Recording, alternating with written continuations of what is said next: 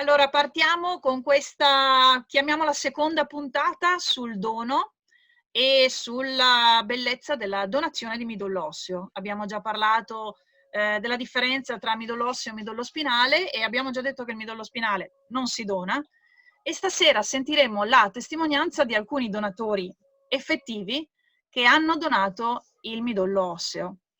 E io ringrazio Cesare, Deborah, Giacomo, Francesco e Tommaso che stasera sono qui con noi, e vorrei partire subito perché giuro, spero, starò il più zitta possibile, vero Deborah? Lo dico sempre. Vorrei che raccontaste voi, magari partendo dal momento in cui vi siete avvicinati ad Admo, la decisione di tipizzarsi, che poi invece è diventata quello della donazione effettiva. E per galanteria farei partire la signora, quindi Deborah, chiedo a te se hai voglia di parlarci della tua esperienza con Admo. Va bene. In realtà confesso che io mi sono avvicinata alla tipizzazione veramente per un motivo molto futile, perché avevo un fidanzatino amoroso infermiere e quindi l'amore è stato lui galeotto, non sapevo neanche dell'esistenza di Admo così, quindi è stato proprio una cosa, avevo una ventina d'anni, poco più, e è stato così, una cosa quasi buffa. Mi ha detto, ma ti sei tipizzata? Io, ma sì, ma il tuo tipo, sarò io il tuo tipo, no? Cioè,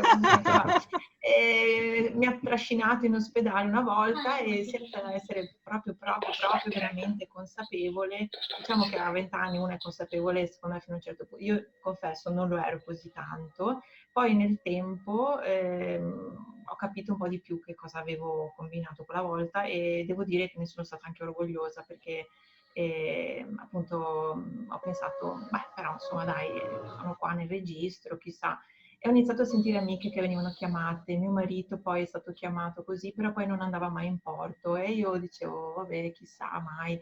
Dopo 20 anni, anche sì, 17 anni, mi hanno chiamato nel 2018 e sì, più o meno così, 17, era l'autunno del 2017 e quindi io ormai avevo una tenera età, insomma, di più di 40 anni, pensavo quasi che fossi da rottamare e invece mi hanno iniziato a dire ma guarda vieni solo per fare un controllino perché mi hanno spiegato che è molto molto difficile trovare la compatibilità, per cui non mi ero illusa.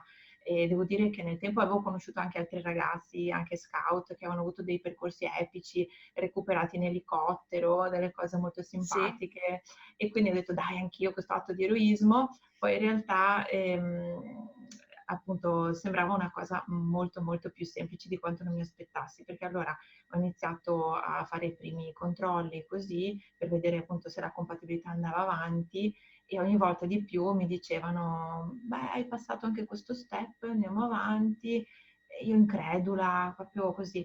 E non sapevo in realtà dell'esistenza della donazione da aferesi e non so se dopo anche i miei colleghi spiegheranno magari anche loro meglio, e quindi che non ci sarebbe più stato un intervento vero e proprio col prelievo da... Io pensavo esistesse solo ancora quella modalità là e quindi ero anche un po' spaventata, devo dirlo, di questa cosa. Giusto? Quando mi hanno detto, ah, tu sei una donatrice di sangue, piastrine, plasma, guarda che più o meno la feresi è una cosa simile, soltanto hai tutte e due le braccia occupate, durerà un po' di più, mi sono veramente tranquillizzato, ho detto, beh, tutto qua. Poi in realtà appunto è grandissima, grandissima soddisfazione quando mi hanno proprio scelto come compatibile, ripeto, nonostante l'età, e sono venuti fuori soltanto un po' di così, anche qua confesso, perché poi uno pensa, ah, quando uno fa il donatore, tutto, i miei problemi erano, oddio, me lo fanno fare quando ci sono le vacanze, come faccio con i bambini, mi saltano le mie ferie, insomma. Bravissima, Poi, cioè diamo proprio questa sensazione di ecco, normalità, siamo cioè come si molto incastra la terrestri, donazione esatto. nella vita quotidiana? Perché mi piace tantissimo questo aspetto di dire, boh, magari non ero consapevole quando mi sono tipizzato, mi hanno chiamato dopo, quindi diciamolo alla gente che in realtà la donazione è un atto di straordinaria normalità che Normalità. deve incastrarsi nella vita di un donatore, che è un tipo giusto, ma c'ha la famiglia, c'ha i bambini, c'ha le rate, c'ha le tasse. Quindi Sì, poi appunto l'altra cosa strana nel mio caso è stato che mi hanno detto guarda dobbiamo farlo quel tal giorno perché il paziente ricevente è in America e quindi c'è un discorso molto complicato di corriere con l'aereo, così, quindi Collegamento. c'era una finestra temporale molto limitata per fare questa cosa e quindi lì poi è iniziato un po' il conto alla rovescia per far funzionare il tutto e c'è stato un po' di panico, adesso non entro nel dettaglio, ma insomma perché il farmaco che mi hanno somministrato non ha dato gli esiti sperati e quindi il team di medici insomma veramente impallidito in quell'occasione, ha perso molti anni di vita, ma per fortuna ecco, insomma, sono riusciti a trovare quel che poteva servire. Ok. E qui appunto l'altra sensazione veramente tanto tanto strana per me era sentire che il mio corpo non reagiva nel modo giusto, no? E allora io mi sono veramente sentita un po' male perché ho detto, porco cane, c'è questo paziente là moribondo e dipende da me, da come il mio corpo reagisce. E mi sono detta, se io sto così male perché non reagisco al farmaco, figurarsi, e poi comunque io continuo a vivere, insomma, figurarsi lui che non ha reagito bene ai farmaci che gli hanno somministrato in tutti questi anni. Quindi E poi l'altra un carico emotivo importante, insomma. importante. E l'altra piccola coincidenza che mi ha un po' così, quando mi avevano detto, poi tu sei un po' piccolina, sono un po' minuta, così, e questo è un paziente grande, un americanone, mamma mia, ho detto chissà che bestia. Poi è scappato la dottoressa, 96 kg, o era il peso identico di mio marito che era un po' ingrassato. Anche là sono proprio, mamma mia, mi sono proprio venuti i penotti perché ho detto, cioè questo paziente ricevente potrebbe essere il mio marito, cioè fosse la situazione in questo momento per caso io sono da questa parte della storia e lui è dall'altra, ma poteva essere il contrario. E quindi tanta, tanta emozione. Ok, Deborah, grazie. Intanto si è collegato con noi anche Raffaele, quindi benvenuto. Noi stiamo facendo questa chiacchierata del dono, Raffaele, quindi ti lascio un attimo in coda, ma adesso sentiamo qualche altra testimonianza e poi ci racconti anche tu se ti fa piacere, perché in realtà è proprio una chiacchierata fra amici nell'attesa di poterci rivedere tutti insieme da vicino. Ci siamo vicini così, quindi ben arrivato Raffaele.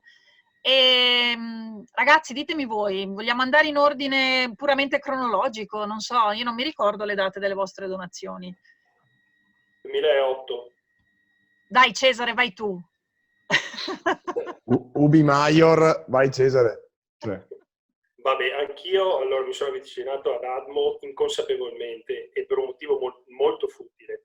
Io mi sono iscritto all'Avis principalmente perché potevo avere le licenze per andare a militare, spudoratamente.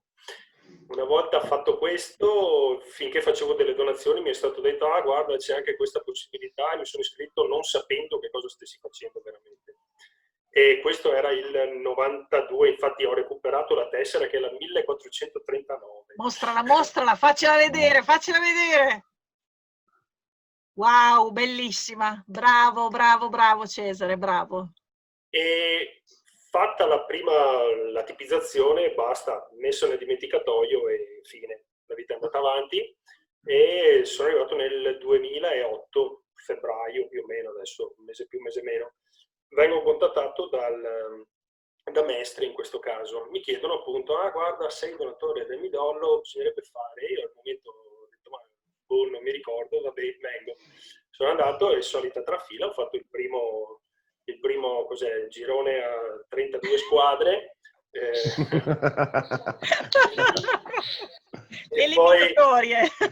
Le eliminatorie, poi di qua e di là.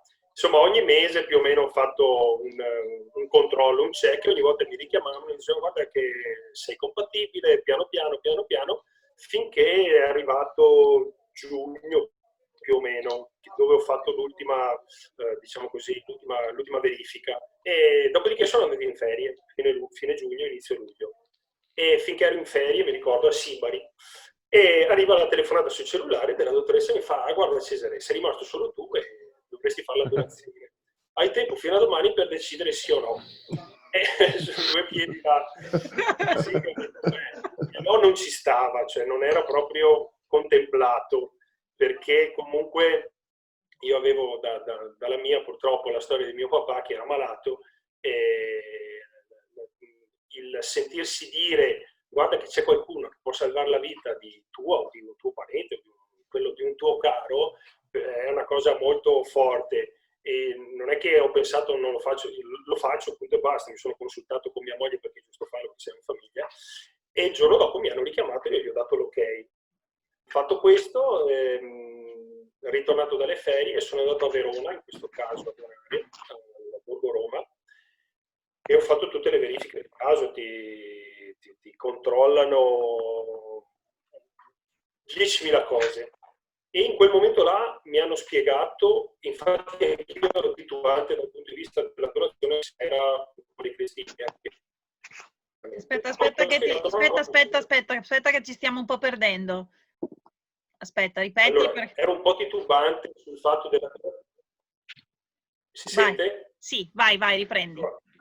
Allora, ero un po' preoccupato dal punto di vista della donazione se era dalle crisi iliache, perché dicevano che c'erano complicazioni, una cosa e l'altra. Ah beh, io vado come devo parlare. Chi c'è qua? Raffaele? No, perché qua che cerco. Ah sì, ciao. Poi visibile, ciao, non so. È il bello della diretta. Ecco, Ben mi sono arrivato. disturbare. No, ecco, ciao. Nessun disturbo, ben arrivato invece. No, perché ecco, ciao. Spero di non creare casini, perché insomma dopo se mai invece a me dopo mi parlasse, ecco, mi so qua. Va bene, ecco. va bene. Grazie. Adesso sentiamo Cesare. Ciao. Grazie. E allora poi invece mi hanno spiegato, no, guarda, c'è un'altra tecnica per donare ed è compatibile, c'è la tecnica che la tua ricevente deve avere, e allora mi hanno spiegato tutta la tecnica, il cosa, il come e tutto quanto. E mi hanno fissato il 21 di luglio del 2008. Ho cominciato la classica cura giovedì, mi ricordo, e sono andato a lavoro senza nessun problema, sia giovedì sia venerdì, piccole cose, una classica influenza, male le gambe, un po' di male alla schiena, febbre niente. Fatto giovedì, venerdì, sabato e domenica, lunedì mattina l'ultima iniezione e poi sono partito con mia moglie per Verona. E lì abbiamo iniziato, io ci ho messo circa 5 ore, 4 ore e mezza. E la cosa bella è stata che finché facevo la donazione è venuta una che aveva ricevuto 6 mesi prima di morire, una ragazzina di 18 anni. È stato veramente come so dire, toccante dir poco, ecco. E era contentissima naturalmente, mi ha anche portato un regalino. Bello questo. E fatto questo, ricordo che proprio finita la donazione tutto il fastidio, quel poco che era, è sparito immediatamente. Fatta la donazione sono riuscito a sbirciare che era una donna, però non sono riuscito a capire di più. Non si sbircia. E poi l'ho rimosso completamente io. Ho rimosso completamente la donazione per tanti anni, perché ho trovato, quando ho provato a parlarne con alcune persone, ho trovato anche diffidenza, a volte ti guardavano un po' come dire, non lo so. E finché non ho incontrato Paola. No, finché non hai incontrato Admo. Sì, ho incontrato mamma, non mi viene il nome. La Maria Giovanna. Vabbè, un lato. E insomma ci siamo incontrati e poi mi sono reso disponibile per basta, nient'altro. Io posso chiudo la storia in maniera magari non bella, però l'assurdo, diciamo, della cosa, io ho fatto la donazione e mio papà è morto di leucemia qui a novembre dello scorso anno, però vabbè, insomma. Sì, purtroppo la vita poi ci presenta un'altalena continua di emozioni e non è mai semplice. Cerchiamo sempre di pensare che il dono vada in bene. È chiaro che quando lo viviamo con così tanta emozione sulla nostra pelle, sulla nostra famiglia, è tutto ancora più amplificato, e io spero che questa emozione passi alle persone che stanno sentendo la vostra testimonianza, perché perché il dono deve essere anche questo, deve essere emozione, deve essere slancio, poi deve essere informazione e consapevolezza. Quindi grazie Cesare della tua testimonianza. Io prima di sentire Tommaso, Giacomo e Francesco, poi magari anche Raffaele, volevo approfittarne perché in realtà non abbiamo proprio detto la differenza della donazione, quindi volevo specificare che appunto sia la donazione di Deborah che la donazione di Cesare è avvenuta da sangue periferico. Cosa vuol dire? Le cellule del midollo osseo normalmente stanno dentro all'osso. Una volta si andavano a prelevare solo dalle creste iliache, quindi con un vero e proprio intervento, e dopo qualcuno di voi lo racconterà perché l'ha vissuto così. Invece la grande maggior parte dei donatori oggi dona da aferesi, quindi da sangue periferico, una donazione che assomiglia moltissimo alla donazione di plasma, che avviene tramite questo macchinario che è una centrifuga che separa, qui le vedete, le sacchettine, separa le cellule del sangue dalle cellule del midollo osseo e anche le conta una per una in maniera che la raccolta avvenga in maniera proprio schematica. E il donatore è assolutamente tranquillo e pacifico, magari si fa un pisolino, si guarda un film. L'unica cosa che viene richiesta al donatore impegnativa è l'assunzione di un fattore di crescita che stimoli le cellule, perché queste cellule stanno appunto nell'osso normalmente, devono arrivare a mobilizzarsi, cioè a essere in numero sufficiente nel sangue per poter essere raccolte.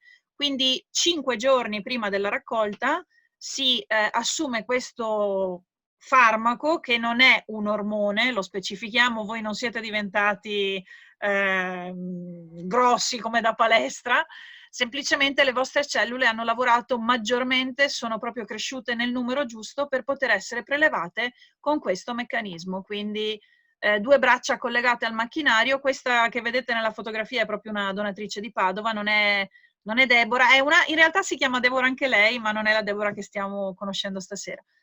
E alla fine della donazione 2 cerotti e assolutamente nessun'altra menomazione. Correggetemi se sbaglio. Confermo. Confermi Giacomo. Ecco dai, raccontaci tu Giacomo, che tra l'altro stasera sei il più giovane, sia in età che proprio dell'età di quando hai donato. Allora, visto che hai tirato fuori l'argomento... Aspetta Giacomo, scusami che ti ho... Scusami. Riaccendi... Così ecco, va bene, ecco. mi sentite? Sì, allora, sì.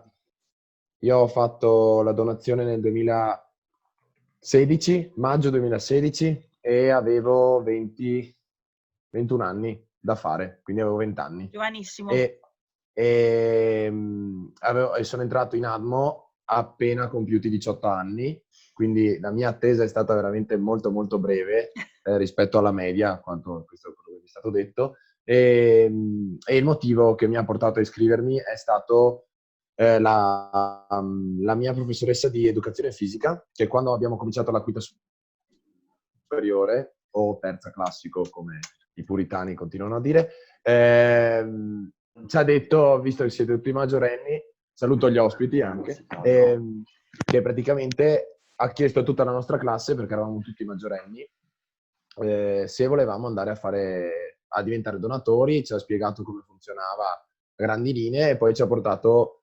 al centro ai Colli, insomma. Sì, al centro trasfusionale dei Colli, con la trasfusionale dei dottoressa Colli, Luca.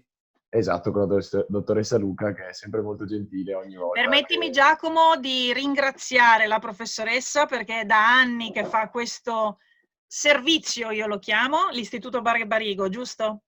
Sì. È una delle scuole che a Padova ci ha più seguito negli anni, e lei è proprio praticamente è una volontaria attivissima, perché vi porta in massa come tantissimi altri professori che ci fanno da gancio. La tua testimonianza è proprio bella, perché il gruppo scuole, che tra l'altro durante questo lockdown ci è mancato tantissimo, poter andare a parlare ai ragazzi e poi avere un professore che si fa parte attiva e li porta fisicamente è straordinario, è straordinario. Quindi la ringrazierò, le manderò la tua intervista. Ok. No, è stato molto bello, anche perché quella volta siamo andati mi pare circa 10 persone, quindi 10 della mia classe, a fare tutti la tipizzazione, e magari c'è stato qualcuno che è andato solo per saltare un'ora in più di scuola, ma beh, cioè insomma, Ci sta, alla ci fine sta. fine giustifica i mezzi, insomma. Ci sta. Vedi, Cesare parlava della licenza durante il servizio militare, Esatto, è esatto. così. Io mi ricordo che era una cosa che avevo sempre, cioè nel senso che mi era sempre sembrata molto naturale da fare, e quindi appena mi è stata data la possibilità l'ho fatto. E quella stessa volta, poi in pochi giorni, poco tempo di differenza, ho fatto quello con l'ADMO, quello con l'AVIS e quello con l'AIDO. Quindi, Il triplete, insomma. esatto, tutto. Infatti per quello non trovo più la tessera, perché Chissà dov'è. sono dentro troppe cose. E quindi è stato molto bello, sì. E la scuola ha avuto una grande importanza, perché è stato gancio trainante per tutti, insomma. Ruolo fondamentale del gruppo scuole. Speriamo di riprendere presto, prestissimo, ma va Sì, bene. anche Intanto perché fare testimonianze al gruppi scuole è divertentissimo. sì, Sono è le vero. domande quelle che non ti aspetti. Non ti aspetti, cioè, quando sono curiosi, sono veramente curiosi fino in fondo e ti danno la soddisfazione di... Bello, è bello, è bello, è bellissimo. E poi Sì, la sì, sì. donazione, com'è stata? La tua esperienza? La mia esperienza è stata molto, io la trovo un'esperienza molto divertente, perché è successo anch'io con un po' di coincidenze, nel senso che io giocavo a calcio e sono stato chiamato tipo attorno a febbraio anch'io del 2016, e mi hanno chiamato, mi hanno chiesto se appunto volevo, cioè, c'erano lì i primi colloqui, il primo incontro, e sono andato su. E quando le trattative sono andate avanti, la mia squadra era ai play-out e io dovevo giocare, e solo che mi hanno detto no, guarda, cioè stai attento perché botte robe non se ne Non è il parla. caso. E per come gioco io, botte robe erano abbastanza inevitabili, e quindi vabbè, è stata una rinuncia veramente passeggera. Come diceva Cesare prima, che lui parlava, cioè penso parlasse del farmaco, però, e io invece lo collego a tutto. Quando ho fatto la donazione, tutto il percorso è stato veramente dimenticato, nel senso, avevo fatto una cosa che per me è talmente bella che anche tutto il fatto di aver rinunciato ai play-out, cose del genere, insomma, sono cose che si possono Tutto affrontare. sopportabile, ecco, Tutto esatto, sopportabilissimo. Dal punto confrontato di al vista... motivo finale del gesto. Brava, perché io stasera non riesco a parlare. Comunque, invece, per quanto riguarda il punto di vista fisico, appunto, come dicevi prima tu, quando c'è stato tutto l'iter, mi hanno spiegato come assumere il farmaco, e io avevo appena cominciato a lavorare in una pizzeria. E quindi e il farmaco andava preso, a me lo facevano prendere 2 volte al giorno. Sì. Non mi... Sì, Ok. dipende poi dai singoli casi, però di solito è mattina e pomeriggio, insomma. Esatto, io facevo alle 8 e alle 8, solo che alle 8 in pizzeria stai lavorando. E quindi tipo io alle 8 ho dovuto spiegare al mio capo che mi conoscevo da una settimana, tipo, che devo andare un secondo in bagno, che devo fare una cosa, e quindi c'è stata anche una scena molto divertente in cui lui una volta si è dimenticato che io gli avevo detto guarda, alle 8 io vado in bagno, quindi... e lui è entrato e mi ha visto lì, e io ero tutto lui indaffarato a fare questa cosa. È stata questa scena molto, perché lui si era proprio dimenticato e mi fa: cosa stai facendo? Ecco. Come lo stai facendo? Te l'ho spiegato. No, adesso non ti preoccupare, tranquillo. È Ha stato molto pensato a divertente. tutt'altro magari, perché Ovviamente ha pensato tutt'altro. assumere il farmaco vuol dire farsi una puntura sotto pelle, Esatto. quindi sorprendere qualcuno Esatto. magari in bagno che si fa una puntura forse poteva essere un po' equivoco. Esatto, però tutte cose molto divertenti, che l'ho incontrato da poco, quando abbiamo riaperto il lockdown, quando è stato riaperto insomma, la quarantena. Sono andato a trovarlo, e tra l'altro è venuto fuori questa storia perché ritorna spesso come episodio molto divertente. Un aneddoto divertente. Un aneddoto divertente, sì. E come già stato detto, dopo la donazione c'è stato un giorno un po' di stanchezza così generale, però io il giorno dopo ero già a lavoro, quindi veramente tutto a posto. E ho lavorato anche durante l'assunzione del farmaco, quindi nessun problema. Nessuna conseguenza. E se siete d'accordo, intanto benvenuto Manuel, che ci ha raggiunto anche lui. Ben ritrovato Manuel, ciao. E ne approfitto per invece mostrare l'altra donazione, così magari adesso chiediamo a Francesco di raccontare la sua di esperienza, la donazione da Creste Iliache, che è quella più conosciuta, tra virgolette, nel senso che quando ADMO è nata e quando il registro è nato, l'unico modo per espiantare, per recuperare queste cellule era proprio il prelievo dall'osso, dal luogo naturale dove crescono queste cellule. L'osso migliore dove recuperarle è l'osso del bacino, perché è il piatto ed è in una zona dove non ci sono organi vitali. Il donatore viene steso a pancia in giù e si procede a quello che è un vero e proprio intervento, anche se è un intervento assolutamente semplice, anche perché non l'abbiamo detto fino adesso, ma il donatore è sempre tutelato al 100%, la sua salute viene tutelata prima, dopo e durante, perché non si immaginerebbe mai nessuno di mettere a repentaglio la salute di una persona che si è volontariamente offerta di salvare una vita, e soprattutto parliamo di professionisti, medici, infermieri e tutto uno staff ospedaliero che non è che si sveglia la mattina e dice oggi a chi mettiamo sotto i ferri. Quindi questa è stata per 30 anni ed è tuttora comunque una metodologia utilizzata, anche se ovviamente è in maniera molto molto minore. Il risultato è comunque semplicemente questo: 2 cerotti, fatalità ci sono fotografie solo di ragazze, ma vabbè, 2 cerotti esattamente nei punti di prelievo, e il prelievo viene fatto a mano in anestesia, quindi in questo caso il donatore è assolutamente addormentato, e questo è perché principalmente, essendo a pancia in giù, è una posizione che potrebbe essere scomoda e quindi semplicemente è tutto qua. Francesco, hai voglia di raccontarci la tua di esperienza? Sì, la mia esperienza di donatore è nata un po' per caso, perché un bambino del compagno di classe di mio nipote cercava un donatore di midollo osseo. Io ero già donatore di sangue da tanti anni, però non ho mai fatto quel passo in più nel fare quel prelievo in più per entrare nella banca dati per poter donare il midollo osseo. E questa è stata un'occasione che si è presentata e spontaneamente, insomma, ho sentito il desiderio di poter alimentare la speranza di questo bambino facendo la mia parte. Dopodiché fortunatamente quel bambino ha trovato il suo donatore e io ho continuato la mia vita normale senza, diciamo, senza pensare un po' anche a questo inserimento nella banca dati nazionale di donatori di midollo osseo, finché un bel giorno si è presentata l'opportunità,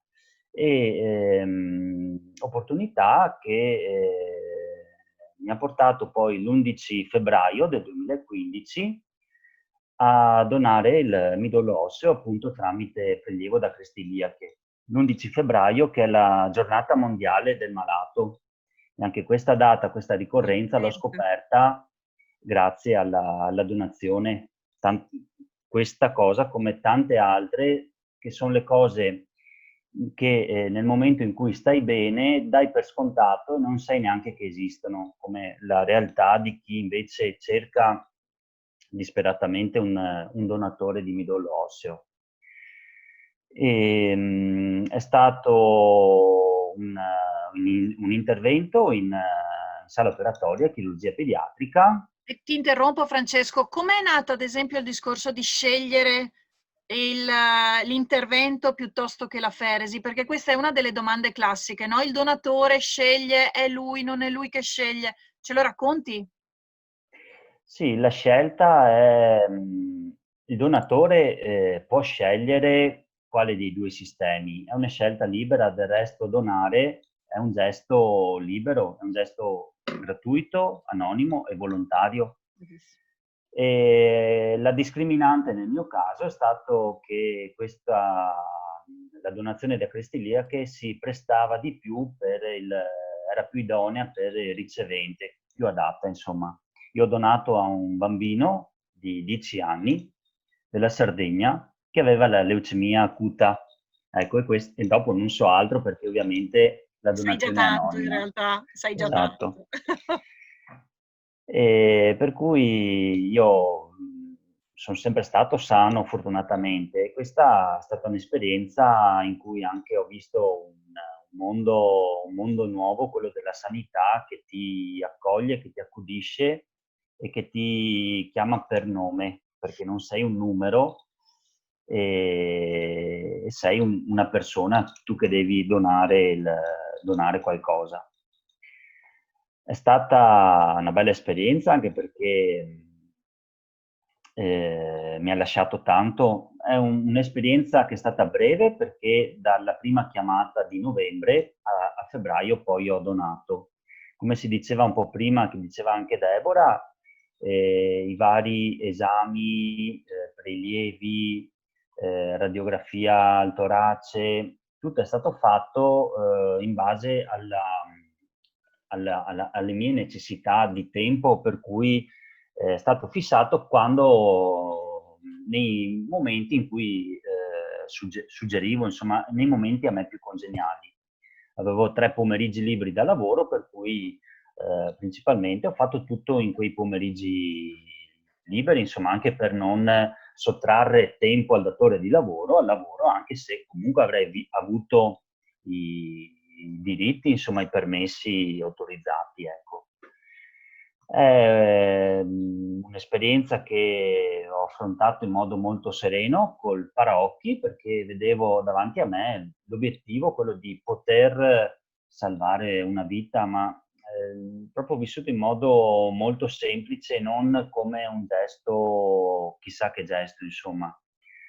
E poi successivamente, insomma, magari ho capito un po' che è stato veramente un gesto grande, però è un gesto veramente semplice da fare e il midollo osseo si rigenera, non ti toglie nulla, anzi nel mio caso mi ha arricchito, perché si rigenera in pochi giorni, mi ha arricchito di consapevolezza, del saper apprezzare e saper valorizzare, insomma, le cose che valgono.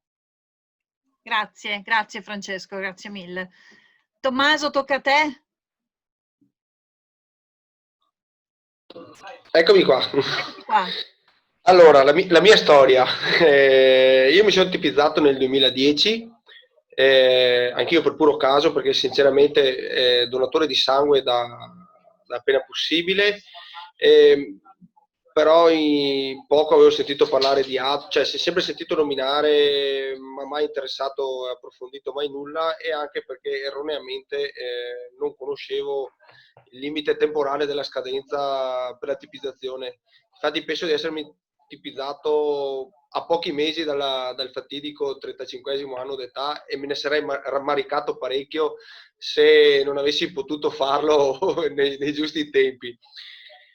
Poi per 10 anni è successo niente praticamente. In un'occasione c'è stato un girone come quello che nominava il buon Cesare, abbastanza ristretto, comunque non è andata bene, e finché ad agosto del 2018 arriva la fatidica telefonata della nostra carissima dottoressa Luca, che mi dice: vieni a fare un secondo approfondimento, forse c'è una compatibilità, la facciamo. Passano tutti i mesi, non si sa più niente. Un giorno arrivo a casa e trovo la fatidica lettera, quella: guarda, è passato tantissimo tempo, però non sei risultato compatibile.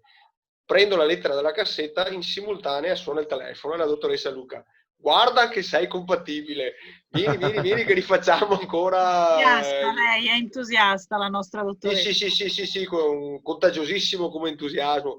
Ma anch'io per primo ero stupito, perché non capivo, è uno scherzo, ma mi scrivete una roba e mi chiamate per l'esatto contrario. Per cui mi ricordo che una delle cose che mi ha detto: ma ci sei? E io no, ero un po' spaesato, insomma. E ho fatto tutta la batteria di esami, raggi, elettrocardiogramma, eccetera, eccetera, eccetera. Ecco, la mia peculiarità, insomma, rispetto magari agli altri, è quella che per 2 occasioni il ricevente non è riuscito a sopportare i preparativi e quindi mi hanno rinviato una prima volta, rinviato una seconda volta, ma non è stato assolutamente un problema ripetere tutti gli esami che andavano ripetuti, perché non era mio il problema, ero conscio di questo, finché a giugno dell'anno scorso, praticamente qualche giorno fa, ho soffiato la candelina del primo anno della donazione, è arrivato il gran giorno. E non ricordo neanch'io di aver patito parecchio, diciamo, per la somministrazione del farmaco, assolutamente. Ho continuato a fare in quei giorni là le mie cose serenamente, e mi hanno comunque obbligato a rincarare la dose l'ultimo giorno, perché anch'io, vista la mia veneranda età, non ero così reattivo nella produzione di cellule. E la mia donazione è stata comunque abbastanza lunghetta, perché si è protratta abbastanza verso quasi le 5 ore, insomma buone. Non è stata assolutamente una sofferenza, perché là sei coccolato dal reparto, come ha detto, sei trattato benissimo con i guanti di velluto, anzi assolutamente. Alla sera, finita la donazione, tutto bene, era solo, cioè, gli eventuali disagi erano solo uno sbiadito ricordo, anzi ha cominciato a far male le spalle, perché chiunque sapeva cosa avevo fatto, una bella paccona sulla spalla me l'ha data a tutti quanti. Ecco, quindi se ci sono delle controindicazioni, eventualmente sono quelle. Contentissimo della scelta fatta. Dopo anch'io ho completato il tris con le donazioni, anche con l'Aido. Sarei un po' più restio a farlo, però mettiamola così. Ho anche la moto, per cui in un certo punto lo dico, ma non lo dico, però non lo mantengo questa promessa. No, dai, assolutamente è stato molto lusinghiero essersi resi utili, anche perché all'inizio, quando ho fatto la tipizzazione, mai e poi mai mi sarei immaginato di avere la fortuna di arrivare a questo punto qua, di essere un tipo giusto, di aver combinato qualcosa di buono, insomma, di aver avuto l'occasione per combinare qualcosa di buono, insomma. Grazie, Ecco. Tommaso, grazie mille. Vorrei provare a sentire anche Manuel e Raffaele, se avete ancora voglia e tempo. Ci siete, ragazzi? Prova, adesso mi senti? Sì, Raffaele, eccoti qua. Eccolo qua, mi vedi? Non so. No, non ti vediamo, riusciamo anche a vederti o... Vediamo cosa bisogna fare. Parte video, aspetta un attimo. Consenti, aspetta. Ok. Eccoti qua, sì, adesso ti vediamo. Eccomi qua. Ben arrivato. Ok, aspetta, indiciamo la luce così te ne vedi meglio. Ok. Allora, grazie sì. di essere qua con noi. Ecco, allora niente, intanto ciao a tutti. Mi chiamo Raffaele, ho fatto la donazione nel 2005. Ero stato tipizzato molti anni prima, perché ero donatore di sangue, quindi ho fatto anche la tipizzazione. Ecco, nel 2005 sono stato contattato sempre dalla dottoressa Luca. Da lei? Sì, lì, insomma, che era ancora lì a Padova, all'ospedale centrale di Padova. Sì. Ecco, allora sono andato lì, ho fatto... Anzi, qualche anno prima, a dire la verità, ero stato contattato anche lì qualche anno prima per fare la seconda tipizzazione, e si vede che lì non ero adatto. E invece nel 2005 si vede che ero il più adatto, e allora ho fatto la donazione da Cresta Iliaca. Anche tu, ecco, non mi ricordavo più, quindi anche tu da Cresta. Ok. Sì. Ecco, cosa dire, basta, ho fatto quella donazione lì. Ecco, quello che sapevo io è che era una donna inglese, che era adulta, ecco, l'unica cosa che mi hanno detto, perché c'è differenza tra bambino e adulto, perché la quantità di midollo prelevato varia in base al peso del ricevente, più o meno, insomma, se un adulto ne vuole più, un bambino ce ne vogliono di meno. E basta, lì come conseguenza dell'intervento, sì, qualche giorno, insomma, ho preso un po' di antidolorifici, niente da che, insomma, ecco, no, sono stato a casa una settimana a lavorare e basta, e finire lì. Sì, diciamo che, Poi mi ho fatto permetto delle di altre interromperti, visite. la differenza è che chi fa l'intervento da creste iliache comunque ha una notte di degenza in ospedale, ma più che altro Sì, per, sì, sì, per ecco. smaltire la sbornia dell'anestesia, perché quella Esatto. sicuramente è l'aspetto un po' più invasivo per il donatore, insomma, è anche quello, se vogliamo, sicuramente più rischioso. Però una volta passato l'effetto dell'anestesia, il donatore è assolutamente tranquillo e torna a casa la mattina dopo, insomma. Confermi anche tu, Francesco? Confermo, al 100%. È stata una bella serata, reparto VIP dei dozzinanti, Ecco. televisione in camera, suonavi il campanello, arrivavano subito le infermiere, bella esperienza. Ecco, quindi Raffaele, immagino che anche nel 2005, che sembra lontanissimo, immagino che sia stata così, insomma. Sì, io ero andato nel reparto di bambini oncoematologia Ah, tu pediatrica, eri in almeno. oncoematologia, ok.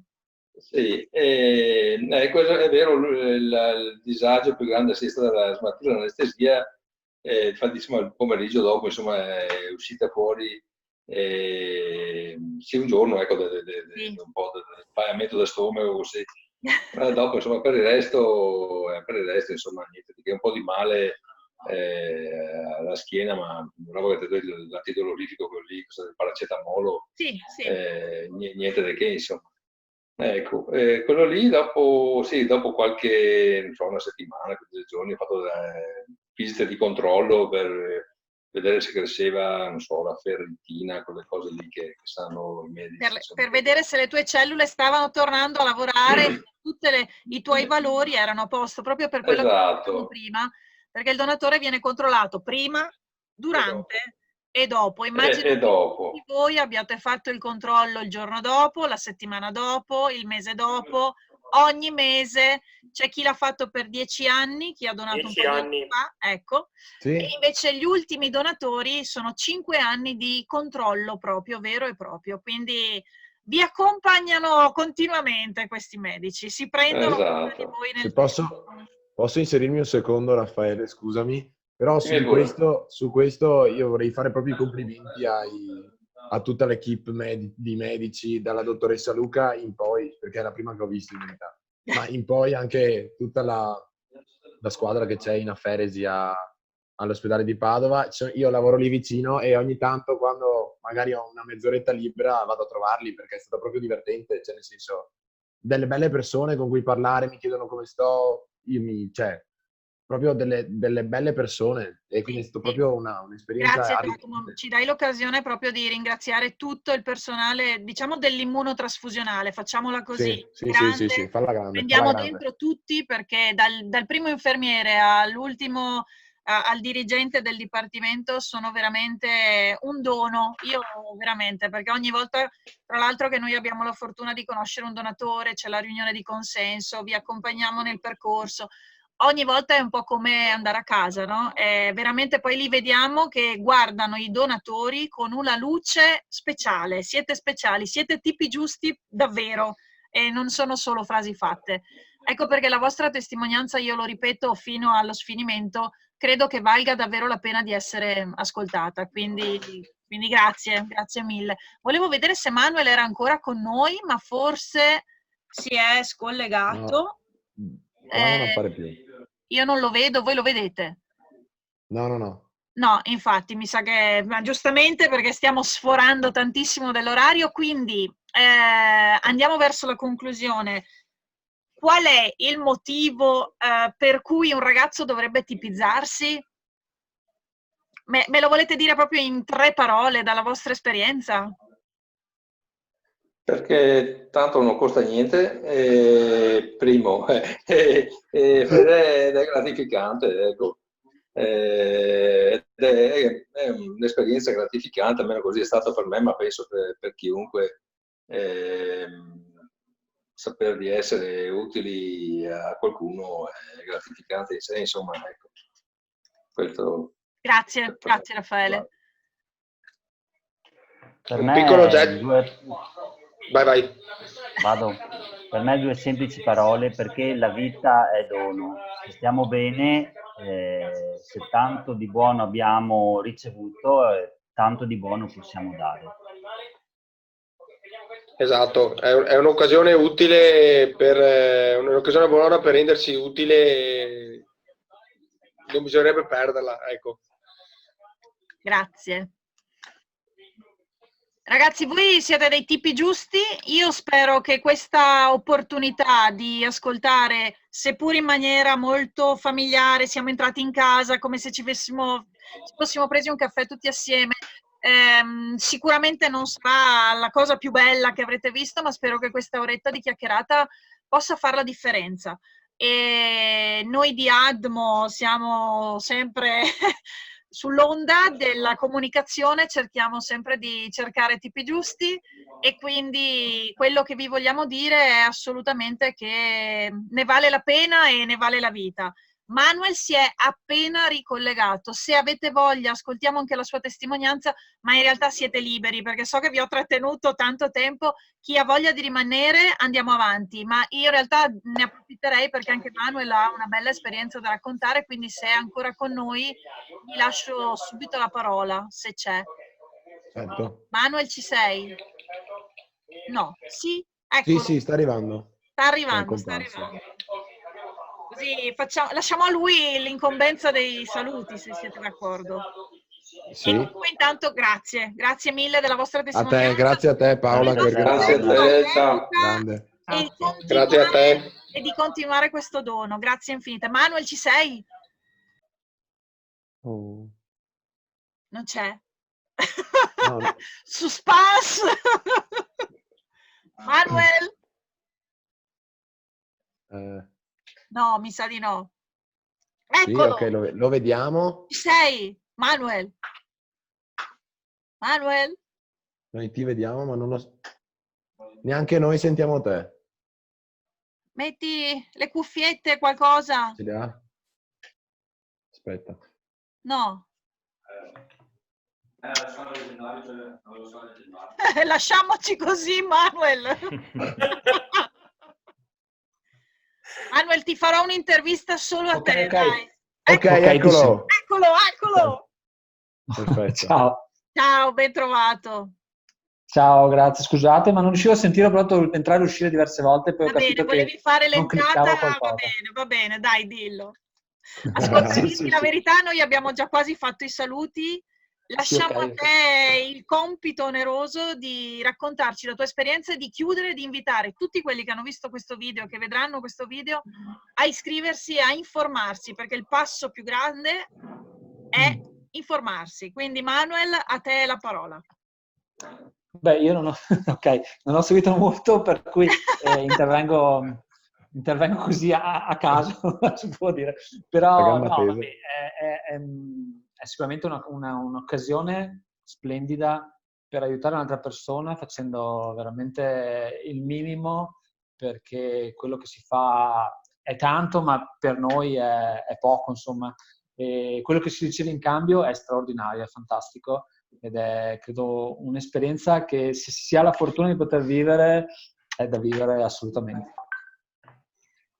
Grazie Manuel, anche tu hai donato da Feresi, anche tu vieni spesso con noi nelle occasioni ad esempio sportive, perché il tuo lavoro ci aiuta ad avvicinare tanto gli sportivi. Abbiamo detto che ci manca tanto il contatto con le persone.